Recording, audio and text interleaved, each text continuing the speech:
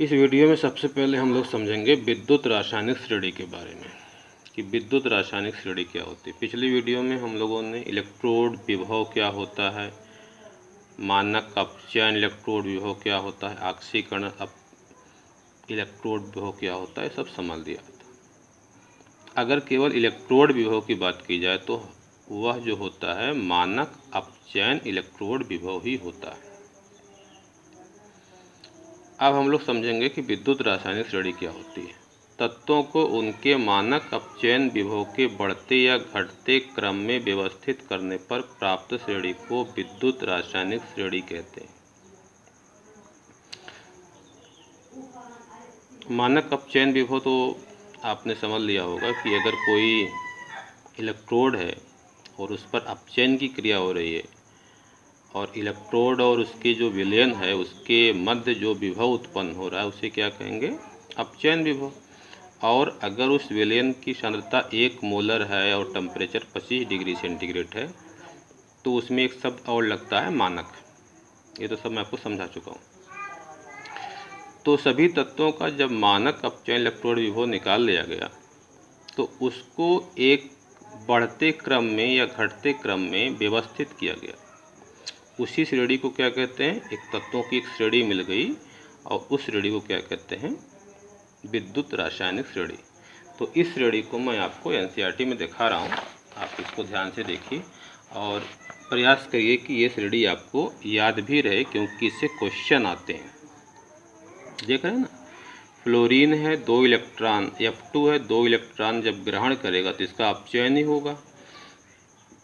Electron अगर किसी reaction में उपयोग में आ रहे हैं, कोई इलेक्ट्रॉन ग्रहण कर रहा है तो उसको क्या कहते हैं, अपचयन कहते हैं।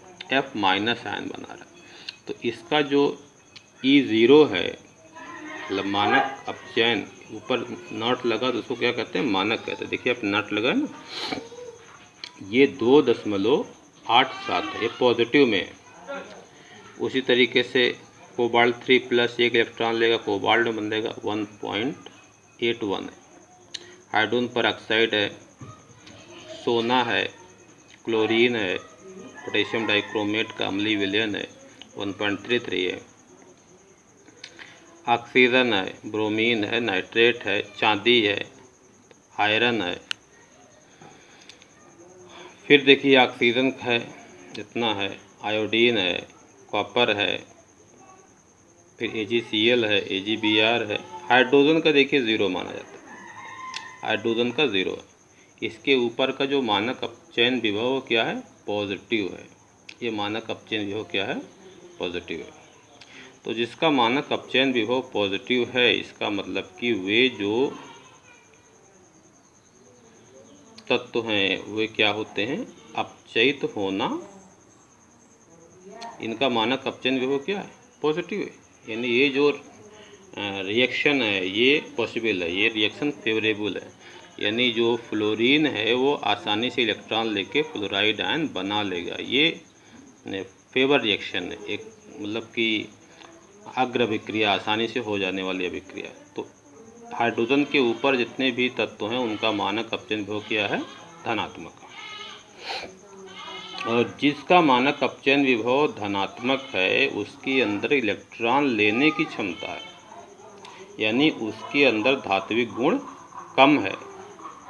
भले देखिए तांबा है, चांदी है, इसके ऊपर आ रहा है, इसका मानक, जैसे तांबे का देखिए, तांबे का मानक अपचयन विभव है प्लस में है 0.34, तांबा का दिख रहा है ना, लेकिन इसका मानक अपचयन पॉजिटिव है। तो ये इलेक्ट्रॉन लेने की प्रवृत्ति रखता है, न कि इलेक्ट्रॉन त्यागने की प्रवृत्ति रखता है। तांबा इलेक्ट्रॉन को त्यागने की नहीं बल्कि इलेक्ट्रॉन ग्रहण करने की प्रवृत्ति रखता है।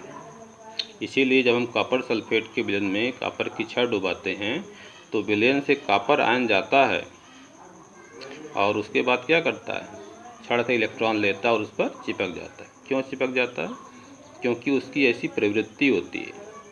बस समझ में आ रही कि नहीं आ रही, अगर नहीं भी आ रही होगी तो इसको बार बार देखिएगा, समझ में आ जाएगी। अब इसके नीचे आप देखिए, नीचे जितने भी तत्व हैं इनका मानक अपचयन विभव क्या है, नेगेटिव है। तो जिसका मानक अपचयन विभव नेगेटिव होता है उनके अंदर धात्विक गुण होता है, वे प्रबल अपचायक होते हैं। जितना अधिक नेगेटिव उतने प्रबल अपचायक। तो सबसे ज़्यादा अपचायक कौन है? लिथियम है। कौन है? लिथियम, -3.05। ठीक है। इसके बाद पोटेशियम है, कैल्शियम है, सोडियम है, मैग्नीशियम है, एल्युमिनियम है, जिंक है, क्रोमियम है। तो इसके नीचे के जो सभी आप देख ही रहे होंगे धातुएं ही हैं, उनका मानक अपचयन विभव क्या है? नेगेटिव। तो ये मैंने आपको विद्युत रासायनिक श्रेणी दिखाई है, आपकी बुक में लिखी भी है। 11 में भी थी, जो रिडक्स वाला चैप्टर था, पहला चैप्टर सेकंड बुक का, उसमें भी ये श्रेणी थी। तो एक बार आप सरसरी निगाह से इसे याद करने का प्रयास करिएगा। उसके बाद जो इसमें इम्पोर्टेंट हैं, जहाँ से क्वेश्चन ज़्यादा आते हैं जिनके बारे में, वो तो मैं बताऊंगा ही। लेकिन अगर एक बार आपको श्रेणी पूरी याद हो जाए तो बहुत अच्छा है, क्योंकि इससे बहुत क्वेश्चन आते हैं, बहुत ज़्यादा क्वेश्चन आते हैं। कभी कभी तो ऐसे क्वेश्चन आ जाते हैं जो कभी पूछे ही नहीं गए होते हैं। तो अगर आप एक को श्रेणी याद है तो उन क्वेश्चनों को आप हल कर लेंगे। तो विद्युत रासायनिक श्रेणी तो आपको समझ में आ गई होगी। हाँ, ये जो क्रम है ये घटता हुआ क्रम भी हो सकता है, बढ़ता हुआ क्रम भी हो सकता है। अब घटता क्रम बढ़ता क्रम का मतलब क्या होता है उसको भी मैं आपको समझा दे रहा हूँ। जैसे देखिए, जो कुछ बुकें हैं, अगर आप लोगों के पास कुछ साइड बुक होगी तो देखिए इसमें देखिए ये जो लिथियम है उसको सबसे नीचे रखा गया, दिख ही रहा होगा। तो इसका मतलब ये कौन सा क्रम है? घटता क्रम है। लेकिन देखिए कुछ बुकों में इसको सबसे ऊपर रखा गया है और इसको धीरे धीरे 0 पर लाते हैं, हाइड्रोजन पर लगते हैं, फिर पॉजिटिव में ले जाते हैं। ये बढ़ता हुआ क्रम है। दोनों सही है, चाहे आप बढ़ते हुए क्रम में रखिए, चाहे आप घटते हुए क्रम में रखिए। तो इसे हम क्या कहेंगे? विद्युत रासायनिक श्रेणी। किसके क्रम में रखना है? मानक अपचयन विभव के क्रम में रखना है। मानक अपचयन विभव पिछली वीडियो मैंने समझाया है, उससे ढंग से देख लीजिएगा। अब देखिए विद्युत रासायनिक श्रेणी के लक्षण क्या होते हैं, इसका गुण क्या है। जो श्रेणी मैंने पढ़ाई है उसका क्या गुण है और उस पर कहाँ से किस प्रकार के क्वेश्चन आपसे पूछे जाते हैं। पहला गुण है कि जिन तत्वों का मानक अपचयन विभव जितना अधिक ऋणात्मक होता है वे तत्व उतने प्रबल अपचायक होते हैं। जिस तत्व का मानक अपचयन विभव जितना ज़्यादा ऋणात्मक होगा वो तत्व क्या होगा? उतने प्रबल अपचायक होगा। जैसे देखिए क्वेश्चन जो ये है, ये 2007 में पूछा भी गया और ऐसे क्वेश्चन तमाम आते हैं, भी आपको मिल जाएगा। अभी एक आध क्वेश्चन और करा दूंगा। देखिए लिखा है लिथियम, बेरियम, सोडियम, मैग्नीशियम का मानक अपचयन विभव -3.05, -2.73, -2.71, -2.37 वोल्ट है। सबसे प्रबल आक्सीकारक कौन है? अब देखिए इसमें अपचायक नहीं पूछा गया, इसमें क्या पूछ दिया गया? आक्सीकारक।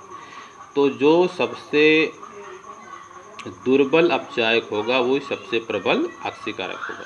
ये आक्सीकारक और अपचायक एक दूसरे क्या होते हैं? उल्टी प्रकृति के होते हैं। तो आप देखिए सबसे प्रबल अपचायक कौन है?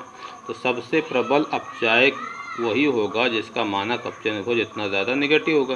तो सबसे ज़्यादा नेगेटिव -3.05 है, यानी सबसे प्रबल अपचायक इसमें लिथियम है। और सबसे कम अगर देखा जाए तो -2.37 वोल्ट, ये है ना, मैग्नीशियम है। तो सबसे दुर्बल अपचायक के है, तो सबसे दुर्बल अपचायक जो होगा वही सबसे प्रबल आक्सीकारक होगा। सबसे दुर्बल अपचायक जो होगा वो सबसे प्रबल आक्सीकारक होगा। यानी सबसे प्रबल आक्सीकारक कौन होगा? सबसे प्रबल, ऐसा नहीं कि सबसे प्रबल आक्सीकारक, ये जो सब में दिए हैं इसमें सबसे प्रबल आक्सीकारक होगा मैग्नीशियम।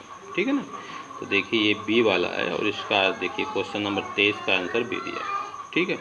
तो जो मैं समझा रहा था वो क्वेश्चन टैली नहीं किया। तो हाँ, इसमें देखिए ये क्वेश्चन 2005 और 2017 में पूछा गया है, अभी जल्दी पूछा भी गया है, इसको थोड़ा ध्यान से देखिए। 3 धातुएं ए, बी और सी का मानक अपचयन इलेक्ट्रोड विभव क्रमशः +5 वोल्ट, -3.0 वोल्ट तथा -1.2 वोल्ट है।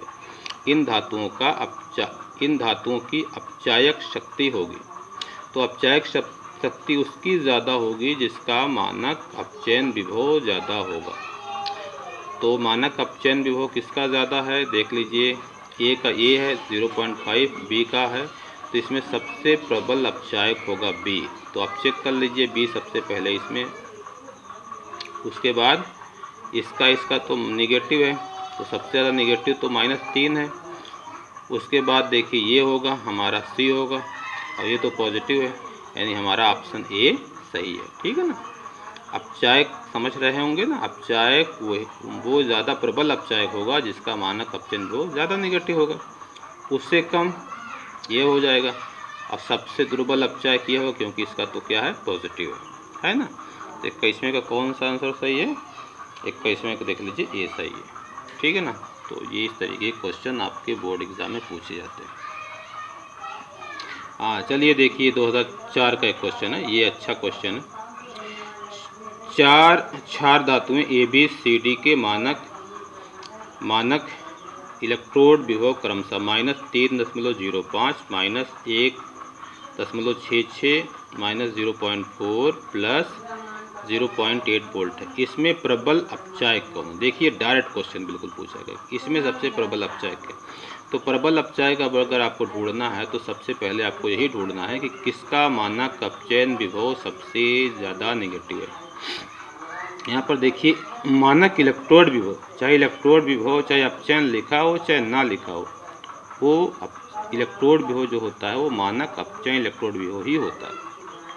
अगर ऑक्सीकरण दिया है तो भाई ऑक्सीकरण होगा, लेकिन अगर कुछ नहीं दिया है तो क्या माना जाएगा, अपचयन माना जाएगा। इसको मैंने पहली वीडियो में ही बता दिया है कि UPSC के अनुसार मानक अपचयन विभव क्या होता है, अपचयन इलेक्ट्रोड विभव मानक अपचयन इलेक्ट्रोड विभव ही होता है।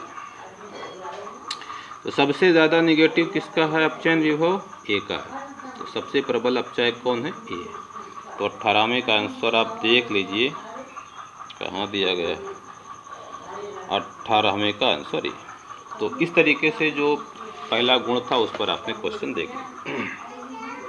दूसरा देखिए, वे सभी धातुएं जिनका मानक अपचयन विभव ऋणात्मक होता है अर्थात हाइड्रोजन से कम होता है। जिनका मानक अपचयन विभव क्या होता है, ऋणात्मक होता है। मैंने बताया था कि हाइड्रोजन का 0 होता है, उसके धातुओं का ऋणात्मक होता है, चाहे आप ऋणात्मक कहिए चाहे हाइड्रोजन से कम कहिए। तनु अम्लों से क्रिया करके हाइड्रोजन की गैस बनाती है। ऐसी धातुएं क्या करती हैं, तनु अम्लों से क्रिया करके हाइड्रोजन की गैस बनाती हैं। अब जैसे चलिए इस पर एक क्वेश्चन ही आपको मैं बता दे रहा हूँ। क्वेश्चन आपको इस पर मैं बता रहा हूँ, इस कॉन्सेप्ट पर। जैसे अगर मैं आपसे कहूँ कि जिंक और ये सल्फ्यूरिक एसिड है और इसकी रिएक्शन हो रही है और ये बन रहा है जिंक सल्फेट और हाइड्रोजन गैस, ये रिएक्शन होगी कि नहीं होगी, तो आप कहेंगे ये रिएक्शन होगी, क्योंकि जो जिंक है इसका मानक अपचयन विभव -0.76 वोल्ट होता है। कितना होता है, माइनस में होता है, -0.76 वोल्ट। लेकिन अगर मैं आपसे कहूँ कि कॉपर H2SO4 कॉपर सल्फेट और हाइड्रोजन की गैस, ये रिएक्शन होगी, तो आप बताएंगे ये रिएक्शन नहीं होगी, ये रिएक्शन होगी। ऐसे भी क्वेश्चन आते हैं, क्यों नहीं होगी, क्योंकि तांबे का मानक अपचयन विभव अभी आपने देखा था +0.34 वोल्ट होता है ना, अभी आपने देखा था। तो कौन सी धातुएं तनु अम्लों से विक्रिया करती हैं, जिनका मानक अपचयन विभव निगेटिव होता है, हाइड्रोजन से कम होता है। इसका पॉजिटिव हाइड्रोजन से ज़्यादा है, हाइड्रोजन का 0 होता है। तो पॉजिटिव संख्याएं जितनी भी होंगी वो तो 0 से बड़ी होंगी। तो जो 0 से ज़्यादा मानक अपचयन विभव रखने वाली हैं, हाइड्रोजन से अधिक वाली हैं, वे तनु अम्लों से अभिक्रिया करके हाइड्रोजन गैस नहीं देती हैं। जिनका नेगेटिव होता है वही देती है। ठीक है, तो इस पर भी क्वेश्चन पूछे जाते हैं और अपनी पेपर वगैरह में ढूंढिएगा, मिल जाएगा, ज़रूर क्वेश्चन मिलेगा। अब मैं वीडियो बना रहा हूँ इस वक्त, तो मुझे कोई क्वेश्चन दिख नहीं रहा है, अभी मिलेगा तो करा भी दूंगा।